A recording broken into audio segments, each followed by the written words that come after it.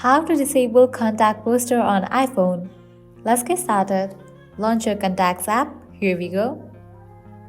Now at the bottom you're gonna find different options. Click on the option of Contacts. Now at the top you will see the option of My Card. Click on it. Now over here you will find this option, Contact Photo and Poster. Open it. With that you will see this option of Name and Photo showing over here. Toggle it off.